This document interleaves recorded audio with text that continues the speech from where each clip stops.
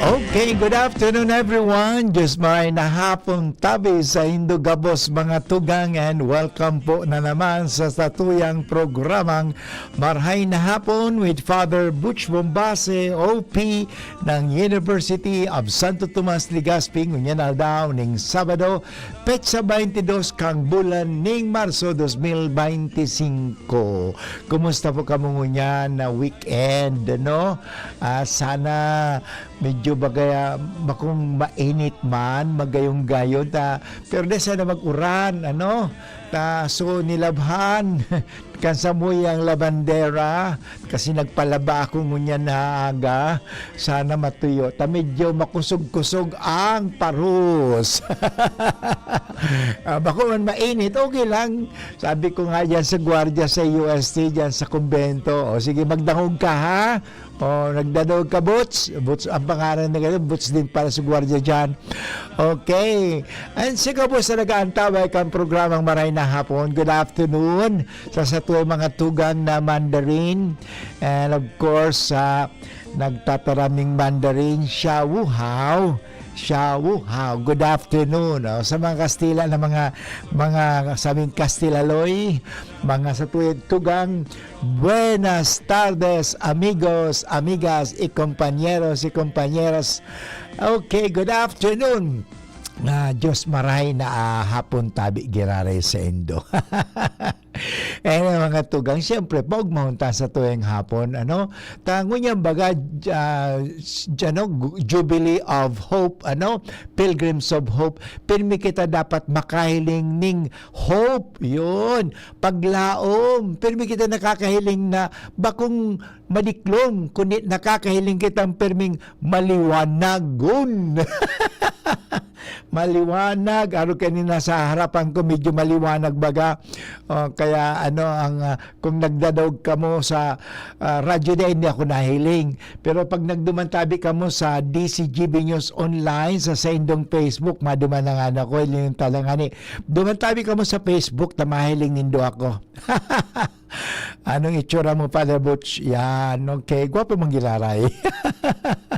Anyway, pakilike tabi ito sa DCGB News Online. Igwa nga na 50 na tulos na nag-view. Yan, nahiling tulos. Pakilike ito, pagkatapos pakishare. Yan ang gigibong ko, isi-share ko na nga nag-share na ako. And by the way, kasug hapon, ako po ay nagulat.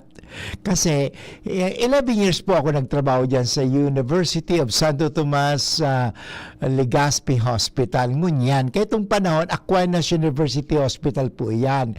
So, 2013, actually, nagsimula akong magtrabaho dyan bilang pastoral director as in chaplain. So, haloy-haloy mambaga 2013 hanggang 2024, September. Yun. So, yun po, March 2013 hanggang September 2024, ako po ay nagtrabaho dyan. Kaso hapon, kasi may awarding night, pero awarding afternoon tabi ito. Hapon baga sa selebrasyon. So, nagulat ako. Ang alam ko naman sa mga retiree, duwa sa naman. And by the way, congratulations po sa mga lalo na si Mimi Yasus. Grabe, Mimi, pinapakyaw mi permi every year ito perfect attendance. Pagkatapos, ibig sabihin, no absent. Pagkatapos, zero tardiness. Grabe, din nalilate. Grabe talaga si Mimi. Saka si Cardel, James Cardel, yung mga narunduman matibayon talaga. Dahil ay, sarap bang pala si itong driver dyan, daing absent, si Ronel, si Ronel. Grabe, matibay. Congratulations. And of course, so retire kasi dyan, si Buddy. Si Buddy po yan, very humble ang Buddy niya, Talagang very Buddy talaga. Si Salvador, ang tawag yan si Buddy. Taga-Arimbay po yan eh. Alam mo, nung ako po kasi ay chaplain dyan sa University of Legazpi Hospital, isa sa mga innovations o mga best practices mi dyan, kasalukuyan sa pastoral, sa pagdating sa mga empleyado, ay hindi lang yung tinatawag namin pakikiramay patrol, yung pagalimbawa may patay ang empleyado, pinupuntan ko pa yun as far as Magallanes nga. So sugod, pinuntan ko pa, napakalayo po yun eh. Wala sa akin ang malayo, basta nakatabang ka. Yun po, pinuntan ko yun. Kahit malayo. And then, hindi lang yung pakikiramay patrol, meron po kami tinatawag na bahay patrol, pagbibisita sa kanilang mga bahay. So pagbisita ko doon, wow, nagulat po ako. Ang bahay kasi nila, kasi si janitor po siya, ang bahay lang kasi hindi naman sila mayaman, mahirap na lang talaga. Pero alam mo mga tugang, nasa ilalim ng may tulay. Hindi naman talaga sa ilalim ng tulay, malapit sa ilalim ng tulay. Kaya nga pag nagbabaha, delikado din sila pag may bagyo. Yun nga, anyway, talaga, hindi pa yata nakakuha ng magandang lugar. But anyway, yan po, kinukongratulate ko po si Buddy. I forgot the apelyido ni Buddy. At yun nga mga tugang, si Jess, gusto ko rin i-congratulate. Ang nangyari, nakasama pala ako doon sa tulo.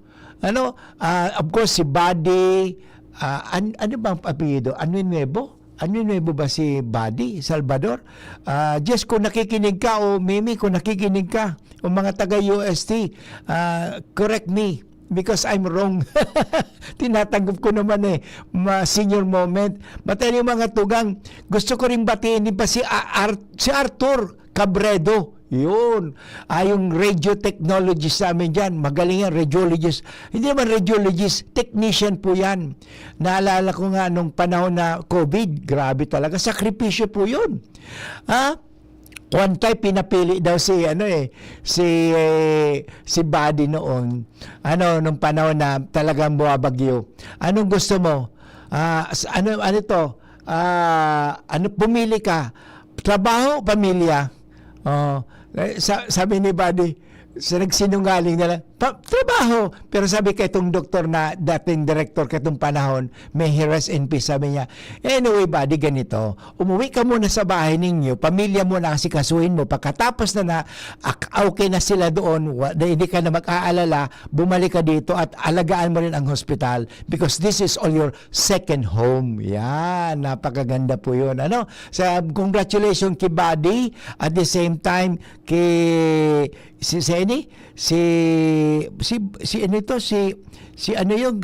Buddy saka si Cabredo baga si Art. Okay, si Art yan ang doon, saka sino pa ito,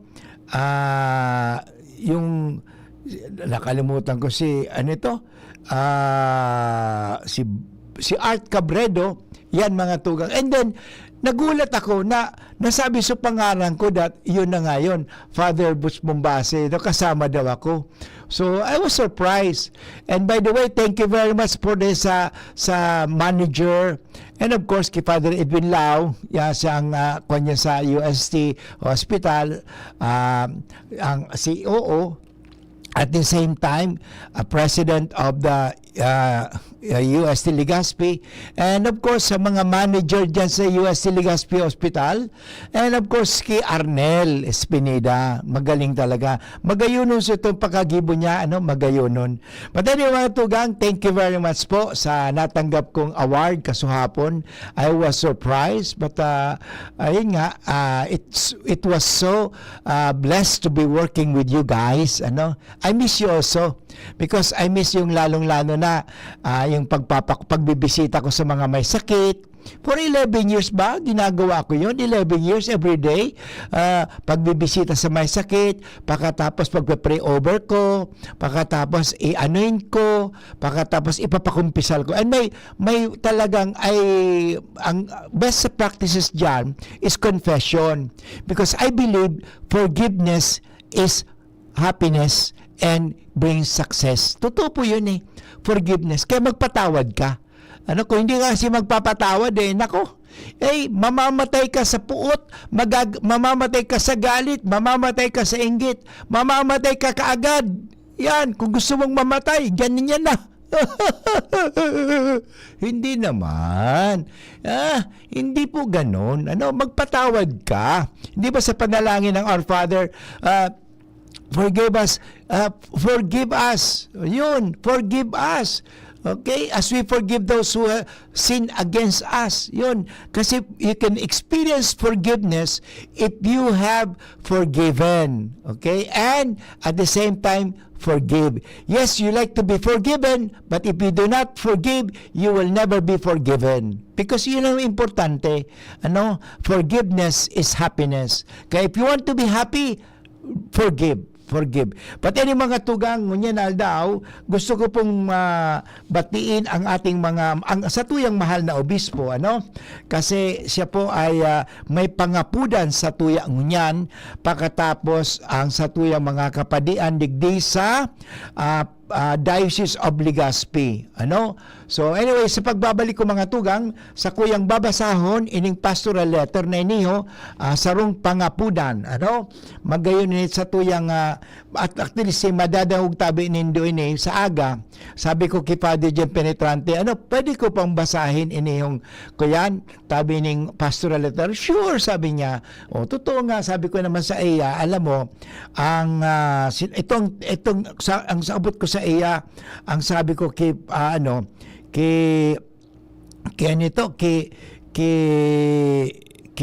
Father Jem, sabi ko, alam mo, importante kasi ini.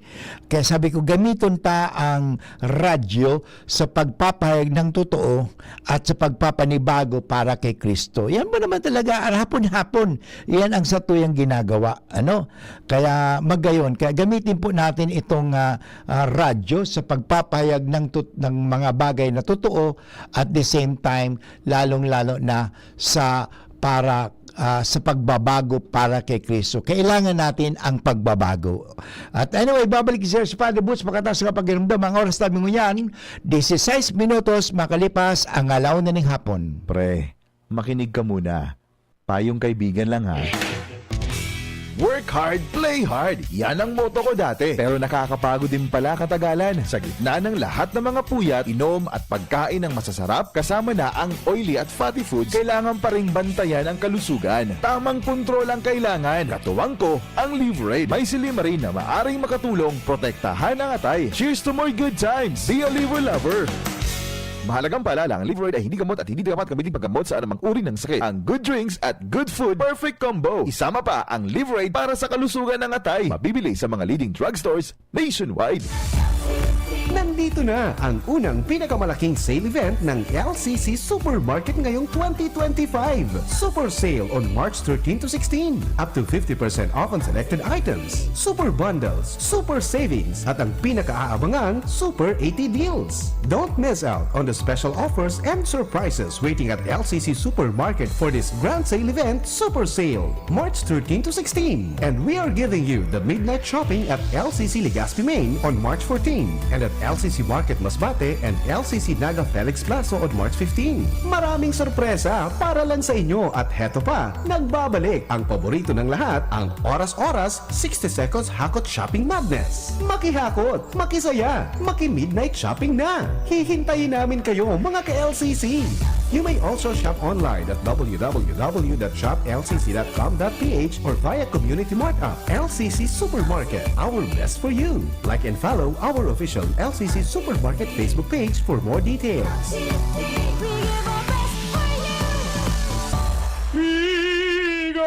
Figaro. Birit na sana kaso parang may gumagasgas. Ganyan ang ubong may plemang mahirap ilabas. Mag-Plemex Forte Syrup. Gawa sa natural na lagundi. Tinutunaw ang plema. Pinipigil ang ubo. Ramdam ang hagod ng ginhawa. Sing your heart out. Basta lagundi, Plemex. Mabibili ang Plemex Forte Syrup 60ml at 120ml sa mga pangunahing butikan nationwide. Vitex Nagundo L is a generic name of Plemex Forte. If symptoms persist, consult your doctor.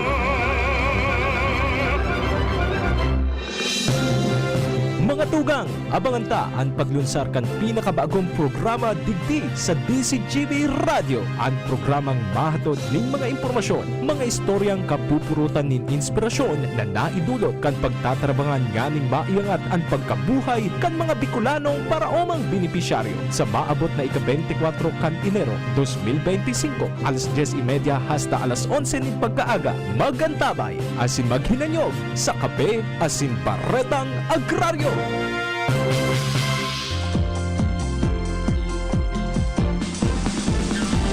Greater love than offer myself for you. You came along, you taken me out from Okay, balik po kita gararay sa programa Waray na Hapon with Father Butch Bombase OP ngunya na daw ning Sabado. And of course, ang sa tuyang pag-andam para sa aga, ano? At sa aga ang ikadtulong na Domingo sa Kwaresma, panahon ning Kwaresma, ano? At mayroon po kitang magayon na babasahon digdiho na hali sa pangapudan ka sa tuyang mahal na obispo, ano? Ini po sa Bicol, babasahin ko sa Bicol mga tugang ini. Magayon, ano?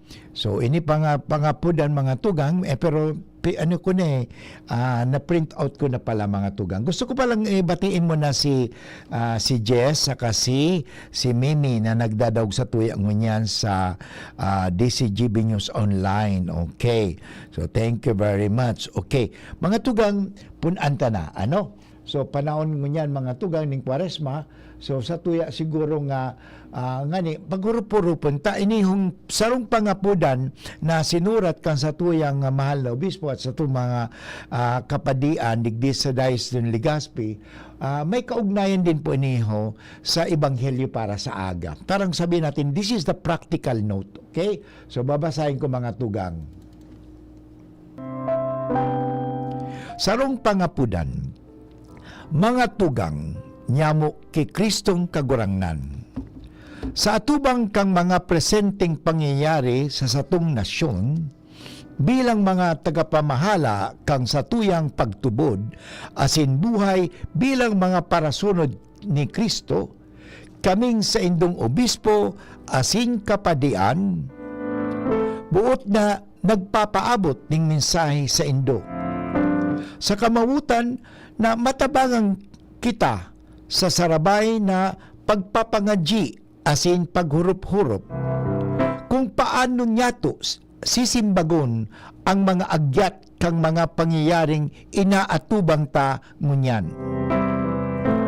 Sa inot na babasahon na sa tuyang madanawg sa aga, si katulong Domingo ning Kwaresma, madadagog nyato ang sabi kang kagurangnan na Diyos kay Moses. Nahiling ko ang grabing kasakitan kang sakong banwaan. Nadadangog ko ang saindang inagrangay. Naaramang ko ang gabos dindang tinitios. Kaya naghilig ako tanganing iligtas sinda.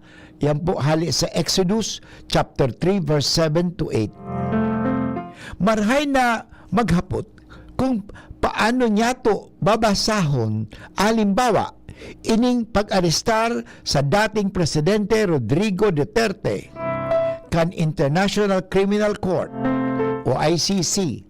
Tanganing simbangon niya ang akusasyon sa iya ning paggagadang kang sobra sa 5,000 na tawo ulampas na ngani sa 30,000 sigon sa iba.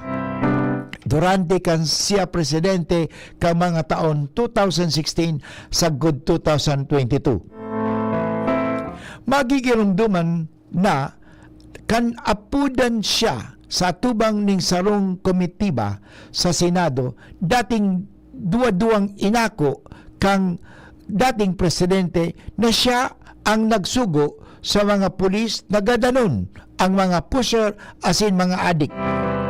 Na iyo ngunyan ang basihan kang pag-arestar sa iya. Huli kang ipinahiling niyang kapangyarihan asin impluensya. Bilang leader, makusog na buot, daing iginagalang maski sisay, maski ang mahal na Diyos. sa iyang pinagbasang-basang haros da ining isisay man sa sato ang maghuna na maatubang siya sa kamugtakan na dai na siya day control. Asin ang sa iyang boses daina ning kapangyarihan arog kang nangyari sa iyang unyan. Ano ang itinutukbo sa to kay ning nangyari kay dating Presidente Duterte? So mga tugang leksyon po ini sa tuya. Inot sa gabos, pinapagirumdum kita na ang gabos tang mga gibo may konsekwensya. Yan. Sinasabi may konsekwensya. Ano? Yan ang ano dyan. Sabi nga mga tugang, may konsekwensya. Hindi, sana ba ito? Sandali. Pailingutan mo na mga tugang. May, okay. Sandali. Nawala. Okay. Inot sa gabos. Pinapagirumdum kita na ang gabostang mga gibo may konsekwensya. May resulta ang gabos yan. Remember, every action has a consequence. As in, kung ang satong gibo sala, urog na kung ini nagdudulot ng kalatan o kagadanan sa kapwa, pasisimbagong kita, asin sisintensyahan sa atubang kang kahukuman ng tao asin ng Diyos. Ikaduang itinutukdo sa tuya, ano sa nangyari? Ipinapagirumdum sa sato na kada tao may dignidad na daay pwedeng basang-basangon. Ang buhay ng tao urog na mahalaga asin daay pwedeng pinapasipara. Ning hulita hali ini sa Dios asin daay kitang kapangyarihan na pasarihon o duhagion o ratakan ang kagadanan an si Isayman. Kunda ita ngani maako na makahiling ning sarong tawong ginadan, paano niya to mabaliwala sana ang ribo-ribrong ng ginadan sa anumang mga dahilanan? Di pwedeng sabihin na dahil sa sarong tao, durugista o kriminal ang destino niya perming kagadanan. Ang derechos humanos o human rights, bako sana para sa nagkakapira, kundi para sa gabos. Bako sana sa may kapangyarihan o may kaya, may inadalan o may mga impluensya. Kahit may pinag-adalan ka, hindi ibig sabihin you are exempted. Ang derechos humanos para sa gabos. Tandaan mga tugang, ang ikatulong manunod-anta, daita paglingawan na dakulpang mga tugang yato ang biktima na manlain-lain na pagduhagi sa derechos humanos ninda, lalo na ang kasaradayan. Ribo-ribong mga eskwela na arual daw pinapaeskwelahan na daay mamahaw. Gutom yan ha. Mientras na pwede man kuta na sindang tawaan ng pagkaon pag-abot sa eskwelahan. Nala naman Nutriban ng panahon names. Dahil sa may pundo ang gobyerno para sa siring pangangaipo. Ito pa na may Nutriban eh. Pangadwa, kadakol na mga tugang nyato na daay nakakakuha ning bulong, daay nakaka-ospital, daing pangbayad, asin daing maninigong tabang para sa saindang salud. Alagad ang programang masimbag kang siring na mga pangangaipo, kang mga kasararian, arog kang PhilHealth, hinalian pa ning pondo. Ano ang nangyari? Ano ang nangyari kayan?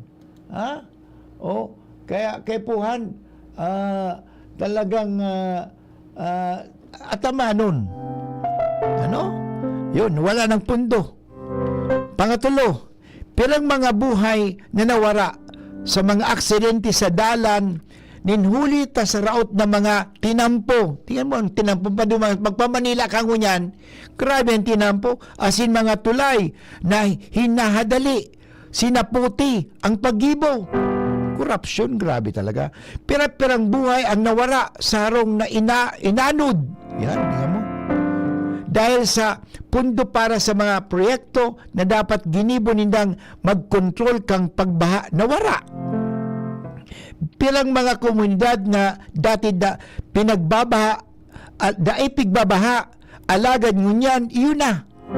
Huli ning sa pagproyektong daisinda kinikonsulta asin bako man sinda pinaka mabenepisyo. Yan, korupsyon talaga. Ha? Sinasabihan, pang-apat, sinasabihan ang satong national budget, ngunyan na taon, pag-aprobahan bako tanganing simbagon ang mga tunay na pangangaipo kan mga mamanwaan, kundi sa pag-onra ning kapritso, kagustuhan asin ambisyon ning nakapirang politikong gahaman. Grabe, greedy. Inigabos ang mga mamundong ladawan kang satong nasyon. Ang labi-labing pagtiyos ning kadakol ni tawo, ang pagbabaliwala ka mga programa asin proyekto para sa ikakarahay niyato gabos. Dahil sa korupsyon asin makasadiring ambisyon ning mga nasa poder, ang padagos na pagluya kang satong ekonomiya asin kalidad ning buhay ning kada saro, asin dagdagan pa kaning pag-arestar kay dating Presidente Rodrigo Duterte. Inigabos nagdudulot bako lang ning kapurisawan asin kawaran ning paglaom, kundi urog sa gabos pagkabaranga na pwedeng madara sa iriwal o mas makuring violensya. Yan po ang pangyayari sa sitwasyon. Ngayon, ang hapot. Saing kita inaapod sa atubang kaining presente tang kamugtakan. Magayon ang hamon sa tuyang ngunyan. Kung i-relate sa ebanghelyo, ganon din eh. Magayon ang ebanghelyo. Bukas, hindi ba? Yung tragedy noon sa Jerusalem. Ano sabi nila? Kung hindi tayo magbago, ganun din sasapitin natin.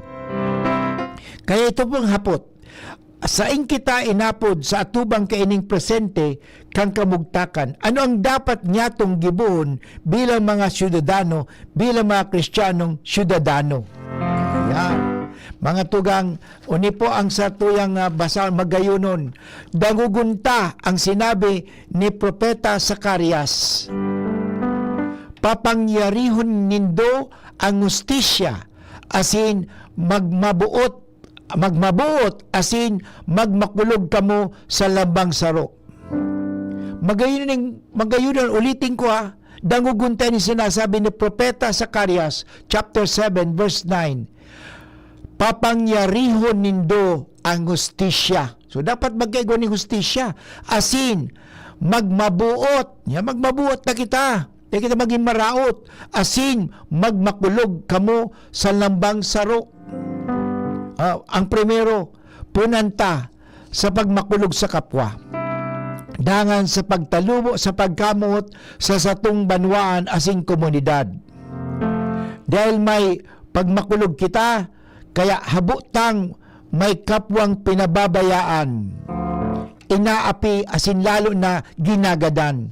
Dahil may pagmakulog kita, kaya pinagsusuportan ta ang marahay na trabaho ning kapulisan asin militar, alagad pigsasagawi ta ang pag-abuso sa otoridad asin mga pagbalga sa derechos humanos asin rule of law.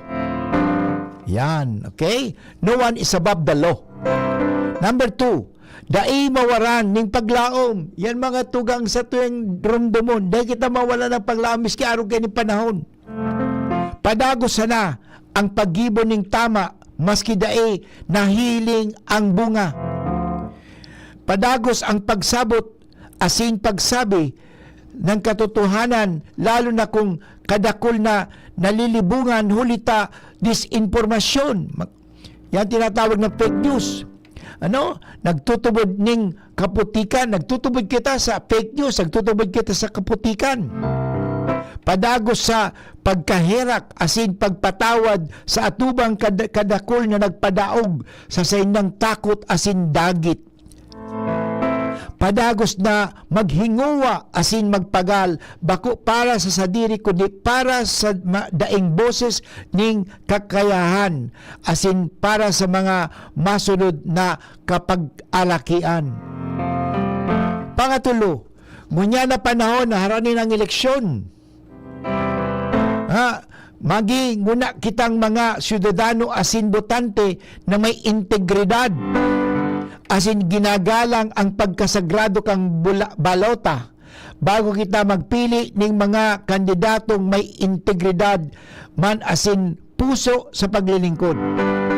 Mag-volunteer sa PPCRB o asin NAMPREL, sa saindong parokya, tanganing mag-atubang sa voters education asin magbantay para sa matuninong na aldaw kaneleksyon.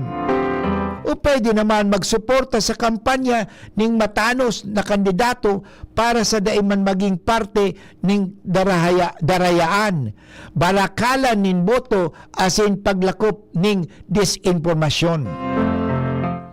Sa espiritu ng jubileyong taon na inipaglaom, dangugunta ang sinasabing inika sa tung Santo Papa Francisco na siyang surat sa encyclical na Fratelli Tutti. Iniimbataran ko ang gabos sa panibagong paglaom, ning hulita ang paglaom nagtatalam sa to na manunungod sa satong bagay nakatudok sa kairaruman kang puso ning tawo.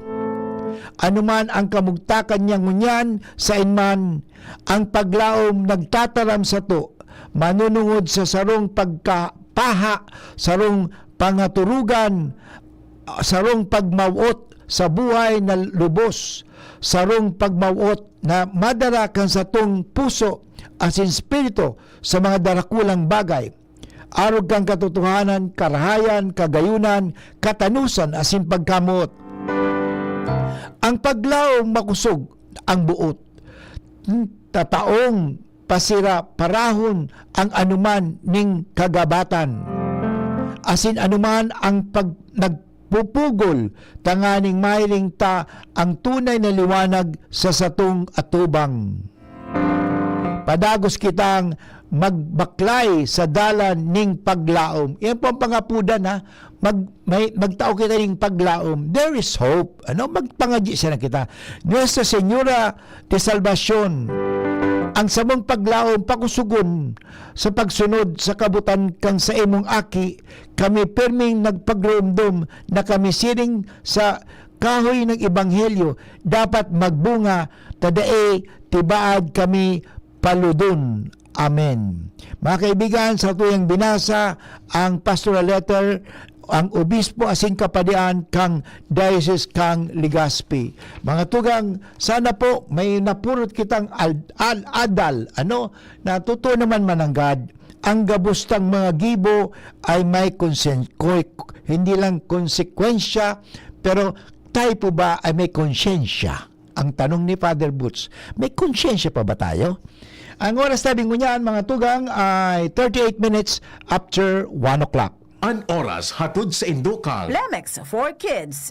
Mommies, agapan agad ang ubo at plemang nakabara. Pambatang lagundi.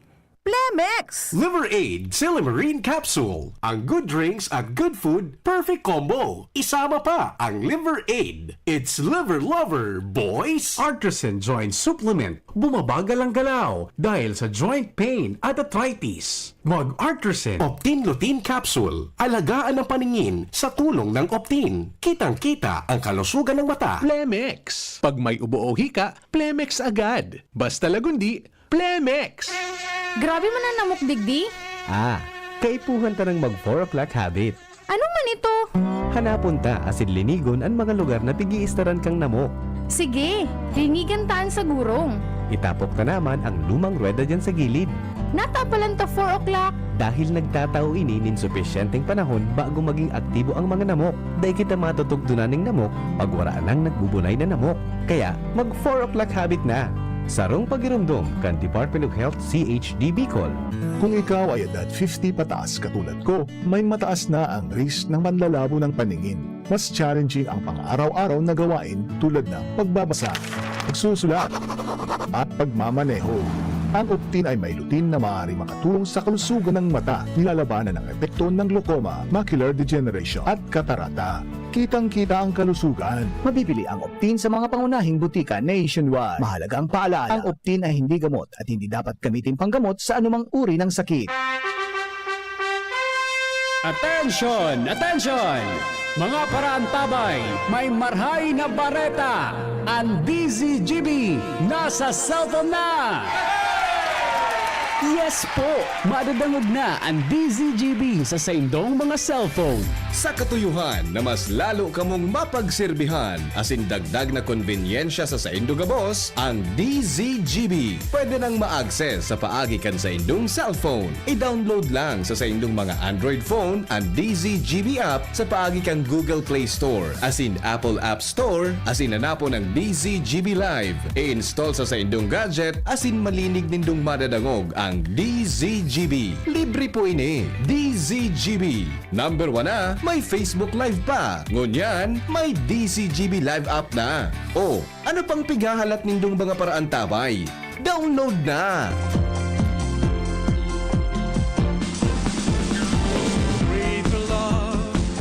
Okay, balik po kita giraran sa programa Manay na Hapon with Father Butch Bombase Oping, ngunyan na daw ning Sabado. Gusto ko pong batiin ang nag-message sa tuya ngunyan sa DCGB News Online. Of course, si Ludi Belasario Posiquet. Okay, Manay na Hapon, Father. Watching, okay, watching from Quezon City. And of course, si Imelda Marbid Loreno, good afternoon. And of course, si Meryl Mikay Liasos Mimi, and of course si Banji Balisa Barcenas, okay, and then si hello, of course hello, si Jess, thank you very much Jess, and then si Jocelyn Bigel Bunyon, maingat po kayo, and then si Gloria Pajardo Candia, good afternoon, okay, so thank you very much sa pakikinig at sa paghinanyog ka sa tuyang programa Maray na Hapon, ano, kaya kasubag ko binasa ta sa pastoral letter na mababasa sa aga, pangapudan po iniho, magayonon. Anyway, balik po kita sa Ebanghelyo para bukas, ano, anyway, ang Ebanghelyo para bukas mga tugang, magayonon, ano, tungkol po iniho sa parabola, itong sabi nga ni na inihong ang central theme kang babasahon para sa aga, gabos niyan tulong pagbasang iyan, nagpapahayag mga tugang iyan tungkol sa mercy and compassion ng Diyos. So anong ibig sabihin? Ang madadangog ta sa aga sa first reading, sa second reading, ano, ay mahiling ta mga tugang, yan ay hango sa sabi nga sa Exodus chapter 3 verses 1 to 8, and then second reading of first letter of Corinthians chapter 10 verse 1 to 6, and then yung gospel according to Gospel of St. Luke chapter 13 to 1:9, okay? And of course may doon sa tulong pagbasa niyan, mahiling ta mga tugang, magayunon, ano, mahiling ta yan na ang Diyos talaga. Sabi nga digdi, all three of today's readings speak of God's mercy and compassion in disciplining. Alam mo, ang totoo naman, pag mahal mo ang isang tao, dinidisiplina mo rin. Hindi ang mga magurang, hindi ba, pag malinda ang asin ng aki, hindi siya lang, sige, okay lang okay. Hindi, pag masama yan, hindi okay, disiplinahin mo yan, parang matuto. Okay? Kaya nga, mahiling ta mga tugang na in disciplining his children by occasional punishment. Kami sa mga nangyayari sa tuyang mga pangyayari, but while giving them many second chances despite their repeated sins. Alam mo, ang Diyos kasi mahirakon, maawain. Pero bibigyan din tayo ng warning. Yung mga warning na pwede mangyari sa sakit mo yan, Ano, kaya nga halimbawa, ang mga sakit na yan, parang pagirumdum mo yan, take good care of your health.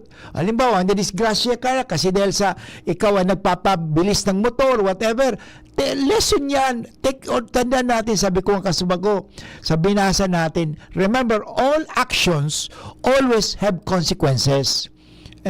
Good actions, good consequence. Bad action, bad consequence. Ganun po yun. Okay? Pero totoo, ang Diyos mawain. Sabi nga, ang Diyos ay mawain.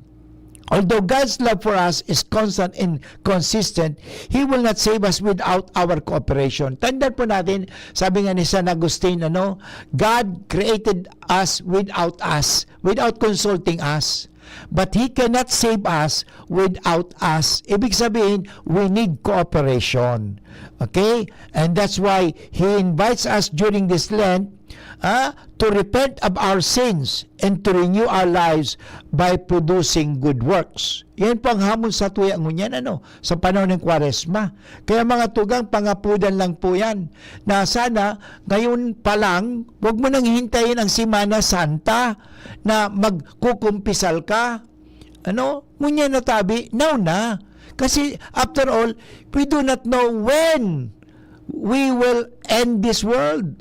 Tandaan po, nakwento ko na sa inyo yun, marami ng beses, yung pinakumpisal ko sa ospital noon, sinabihan ako, Father, pag malapit na akong mamatay, ipapatawag kita saka magkukumpisal ako sa iyo. Wow, mabuti ka pa, alam mo kung kailan ka mamamatay. Tandaan po, walang nakakaalam. May natulog kagabi, hindi na nagising kanina. May umalis kanina, pagkatapos nabangga yung kanyang sasakyan, namatay. May plano pa naman siya pumunta sa Amerika. Namatay baga. Ano nangyari? Kasi hindi po natin hawak ang buhay. Kaya nga, maganda na po yan. Habang tayo may panahon pa, binibigyan tayo ng panahon ng Diyos. Sabi nga, bawat panahon may pagkakataon. Kaya nga, habang may panahon, itong mga pagkakataong ito, gamitin po natin. Okay?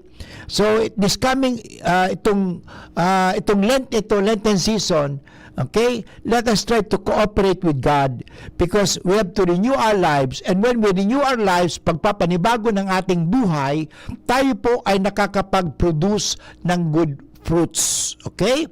So, sa first reading sa aga, madadawog na mga tugang, the first reading tells us how God shows His mercy to His chosen people. Paano pinahiling ng Diyos ang sa iyang pagkaawa sa mga tao kay Moses, as the leader and liberator.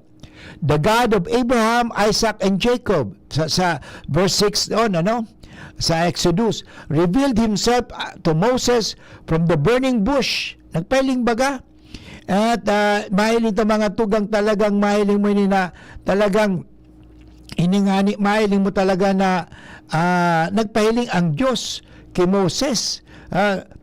And then, God declared His intention of using Moses as a leader to rescue the people enslaved. Tingnan mo, yung mga tao, na sumunod, naligtas. Pero hindi nasunod, hindi. Na-renew the promise He made to the patriarch to give a land flowing with milk and honey. Doon sa responsorial psalm, mahiling ta mga tugang, maganda rin sa psalmist na nagpapagirumdum sa tuya of God's mercy, na ang Diyos ay may maawain. He pardons all our iniquities. He heals all our ills. He redeems our life from destruction. He crowns us with kindness and compassion. So, merciful and gracious is the Lord, is slow to anger and abounding in kindness. Yung pang responsorial psalm sa aga. Pinapahiling na ang Diyos ay may awa. Mawa ng Diyos, pero kinakailangan din, we have to cooperate. Kasi kasabi ko nga ganito yon, kahit na gusto kitang iligtas, binigyan na kita ng salbabida, na kasi ikaw malapit ng malunod, binigay ko ng pero ayaw mong abutin ang salbabida, inilayo mo pa ang salbabida, paano ka maliligtas niyan? Yun po ang problema sa atin, dahil po tayo ay minsan mayabang. Tandaan po natin yan. Then sa second reading, The second reading bukas, ito po ay warning. Pabala po ito that our merciful God is also a disciplining God. Tandaan po natin yan. Our merciful God is also a disciplining God. Paul reminds the Christian of Torrent that they must learn from the sad experience of the Israelites who were punished for their sins by a merciful and just God. Tandaan po na, God is just, although He is merciful. The merciful and gracious God is also just a demanding, and we must be free from sexual sins and idolatry. Okay? O bukas, mga tugang, ang satuyang ebanghelyo maganda. Kasi ito po ay sa ebanghelyo bukas, mahiling ta mga tugang, na inisinasabi nga ni, may dalawang tragedy. Jesus uses the two local tragedies to teach us about our need to repentance and renewal of life. Kay puwanta, the slaughter of the Galileans by Pilate, recorded in today's gospel reading, is known outside sa Luke's gospel. But the Jewish historian Josephus reports how Pilate disrupted the religious gathering of Samaritans at Gerizim. Pinapatay, sila. Pilate killed the many Galileans who protested when they appropriated money from the temple. Okay? Yun po ang nangyari. Pero ano mo sabi ng Panginoon? Sabi niya, in fact, Jesus presents both of these incidents as timely reminders, pagpapagirumdum, reminders of the need to all to repent, pagsulsol. Kaya panahon ng Kwaresma mga tugang, panahon ng pagsulsol. Pagsisisi ng kasalanan. Ang problema sa atin tayo ay nagpapaalipin sa kasalanan, lalo na sa yung tinatawag natin kagahamadan, yung greediness. Masyado tayong gahamad. Maingat po tayo dyan. Ano sabi ni Kristo? Unless you repent, you will all perish likewise. O ganun po ang mangyari sa tuya. Hindi sinasabi ni Kristo na okay lang. No. Hanggat hindi tayo magsisi sa ating mga kasalanan, ganun din po. Kaya ang tanong ko when will we ever learn? When will we ever learn? Kailan ba tayo talaga matututo? Yun, ang problema ngayon Father, kanina may nagsabi sa akin, Father, nakatanggap ka na ba ng bigas? Hindi pa ako nakatanggap ng bigas. Ilang kilo ba? Alam mo, thank you sa bigas kung may matatanggap akong bigas, pero hindi nangangahulugan, may utang na loob ako. Tandaan po natin yan. Ang problema sa atin may utang na loob tayo sa mga politicians, pero wala tayong utang na loob sa Diyos. Kaya minsan ang Diyos, Ningdo, ginigiwa, mga politicians na, bako na ang Diyos talaga. Sa aga, tabi, magsimba ka mo Baka di ka mo nagsisimba. Father, may bagas na kami, bakit ako magsisimba pa? Bakit? Ikaw, Father, pag nagsimba kami, magbibigay ka ba ng bigas? Ikaw, Father Dave, pag nagsimba ko dyan sa Tagas, magbibigay ka ba ng bigas? Pupunta ka, Father, sa simbahan ninyo, pag magbigay ka ng bigas, ganun ba yon? Sobra na yan. Tandaan po natin, hindi lang nabubuhay ang tao sa bigas. Man does not live on bread alone, but on every word that comes from the mouth of God. Tandaan po natin yan. Yan ang problema sa atin. Kasi yan na nga, masyado tayong materialuso. Tandaan natin, lahat na bagay na yan, hindi mo madadala yan. Wala kang madadala. Ang madadala mo lamang, ulitin ko ulit, ang Diyos sa buhay mo. Because sabi ko nga, tayo po ay mga reflections of God. Tayo po, kaya pag hindi nakikita ang Diyos sa buhay mo, ay hindi ka makakapunta sa langit. Kasi hanapin pa rin ng Diyos ang sarili niya sa iyo. Nasaan ang buhay ko sa iyo? Yun. Nakikita ba ang Diyos sa buhay mo? Yun. O nakikita ang kayabangan mo? Nakikita ang kayabangan. Yan ang problema. Mag-ingat po tayo tandaan po natin, porque binigyan ka ng pera, binigyan ka ng bigas, binigyan ka ng ganito, Father, malaking utang na loob ko. kung titingnan natin, mas malaking utang loob natin sa Diyos kaysa sa tao. Ano? Tandaan po natin sa bandang huli, sino ang manghusga, sino ang may huling salita, ang tao ang tao ang Diyos. Yan mga katugang pangapagirumdum sa nata. Kadakol kayo mga yan, mga Katoliko. Ito pa ang problema minsan tayo mga Pilipino, tayo mga Bicolano lalo na. Mga Bicolano, kasi ang pinakamarami daw na Katoliko names digdi sa buong Pilipinas, ang mga Bicolano. Pero bakit ganon? Ano? Bakit ganon? Ano ang klaseng pagsasadyos natin? Ano? May relasyon ba tayo talaga kay Kristo? May relasyon ba tayo sa Diyos? Hindi nangangahulugan na pag palagi ka na sa simbahan, may relasyon ka sa Diyos. Bato-bato sa langit tamaan, huwag magagalit. Kung tinamaan ka, magalit ka man, ibig sabihin talagang may tama ka. Ibig sabihin mo, buti yan, makakukonsensya ka pa. Pag tinatamaan ka, ang problema ngayon, names, wala na, mga manhid na ang konsensya kan mga tao ngayon. Wala na. Patamaan mo yan, tatamaan ka na lang, Father Ambala, yun ang problema. Ano? Kaya mag-ingat po tayo kasi alam mo, sa bandang huli, ang Diyos pa rin ang may isang salita, ang huling salita. Ang paanyaya ngayon ng Kwaresma, magsisi tayo. Tandaan natin, okay, the call to repentance. Jesus wants his listeners not to spend their time speculating about the guilt of others, but to concentrate on examining their own lives and their own need for repentance and forgiveness. We know that tragic events can occur randomly. Okay? Tandaan po natin. For example, a tornado sa Amerika ito that destroys a nightclub also destroys a church. Tandaan natin an earthquake or tsunami kills the saints as well as the sinners in the affected area. Hindi po sila ligtas. Halimbawa, pipiliin ko lang, hindi ko, doon yung tsunami noon nakaraan, o yung sa Thailand. Pero may true story yun. May nakaligtas na pamilya, Tandaan po natin na drunk drivers, okay, kill innocent people, ride by shooting, kill children and other innocent bystander.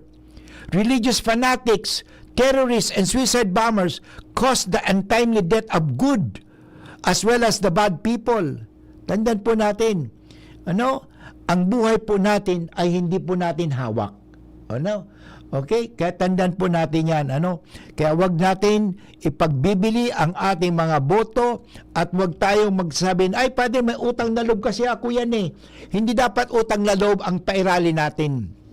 Ang pairali natin ay ang ating integridad asin ang satuyang konsyensya. Ang tanong, bago po ako samantalang mamaalang kasi magkita ulit tayo sa Lunes, may mga konsyensya pa ba tayo? May konsyensya pa ba tayo? Sana tuwing bago ka matulog, examine your conscience. Examine your conscience. Alam mo, nung seminarista kami, every night,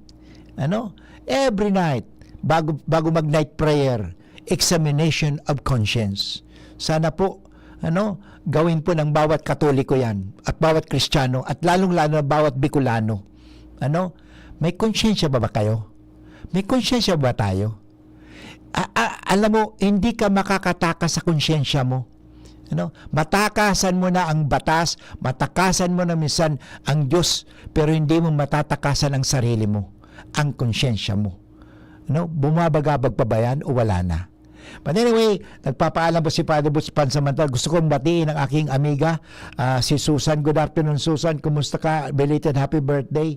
And sa inyong lahat, remember always this, that we are a blessing. Be a blessing to one another. And be a voice of God to everyone you encounter in life. Ito po muli si Father Butch. Nagpapasalamat po kay Nims Flora sa ating technical and of course sa ating IT. Nandyan si Jerome Martinez sa Giraray. God bless you everyone. I love you. Bye-bye. See you on Monday.